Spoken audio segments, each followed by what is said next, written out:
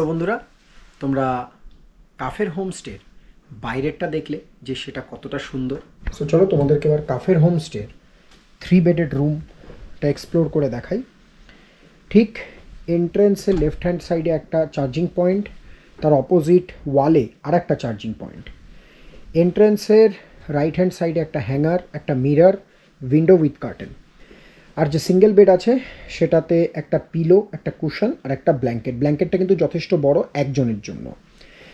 আর এই যে double bed আছে, এই ডাবল বেডটাও যথেষ্ট সুন্দর এবং ডাবল বেডের মধ্যে রয়েছে 2টো পিলো, 2টো কুশন, একটা ব্ল্যাঙ্কেট এবং এই একটা ব্ল্যাঙ্কেটও দুজনের জন্য যথেষ্ট বড়। তার পাশে রয়েছে 2টো চেয়ার, একটা সেন্টার টেবিল আর এই হচ্ছে আলমারি। আলমারির ভেতরেও একটা ব্ল্যাঙ্কেট আছে উইথ হ্যাঙ্গার। আর এই যে সিঙ্গেল বেড আছে তার পাশে একটা কিন্তু সাইড টেবিলও প্রোভাইড করা আছে।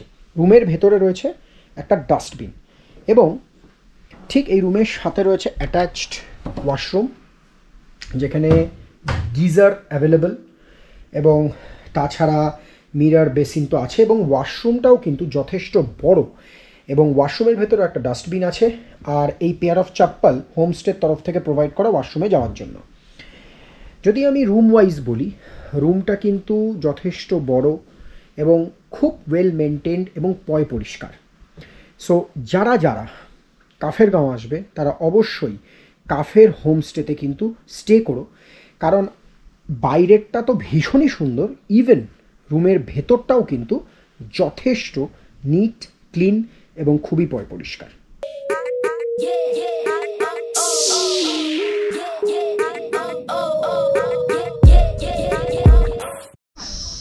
এটা হচ্ছে দ্য কিচেন এরিয়া। তো চলো এবার ভেতরে গিয়ে কিচেনটা তোমাদেরকে দেখাই।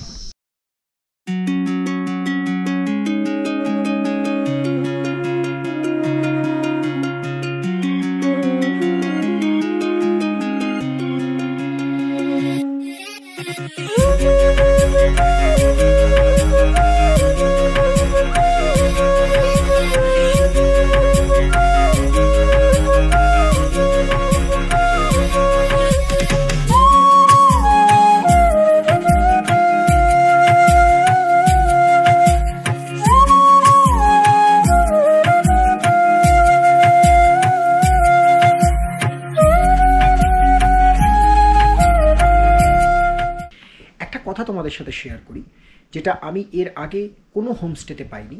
কাফের হোমস্টেতে আসার পরে ওরা একটা উত্তরীয় দিয়ে আমাদেরকে কি বলবো, মানে ওয়েলকাম জানিয়েছিল, which is very unique of this homestay. এবং সেটা আমি পার্সোনালি বলছি, মেবি বাকিরা পেয়েছে বাট আমি কখনো পাইনি সেটা। So this is kind of, মানে কি বলবো, মানে এটা আমার কাছে একটা প্রাপ্তি।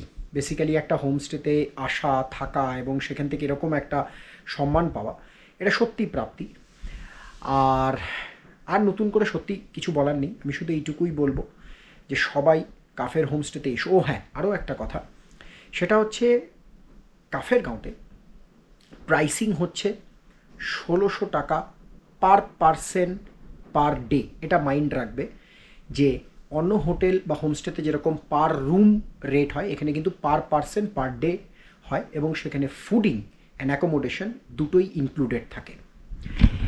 আর একটু খাবারের কথাটা বলে নিই যে দুপুরবেলা আমরা এসে যখন আমরা লাঞ্চ করলাম, লাঞ্চে ওরা দিয়েছিল ভাত, ডাল, একটা তরকারি, আলু ভাজা এবং ডিমের কারি আর স্যালাড। আর রাত্রিবেলা ওরা দিয়েছিল রুটি এবং কেউ যদি ভেজ খেতে চাও তাহলে কফির তরকারি, আর নন ভেজের মধ্যে প্রোভাইড করেছিল চিকেন। খাবারের কোয়ালিটি যদি বলি, খাবারের কোয়ালিটি ঠিকঠাক ভালোই, বাট যেটা সব থেকে ইম্পর্ট্যান্ট সেটা হচ্ছে এই হোমস্টেটার লোকেশন, এই হোমস্টেটার ভিউ, দ্য সিনিক বিউটি, এটা হচ্ছে মেন। এবং যে স্টাফরা এখানে রয়েছে তাদের যে hospitality, that is really really good. আর যে প্রাইসিংটা আমি তোমাকে বললাম সেটাও খুব রিজনেবল। সো আমি সবাইকে অনুরোধ করব যে অবশ্যই কাফেরগাঁও এসো এবং কাফের হোমস্টেতে অবশ্যই স্টে করো।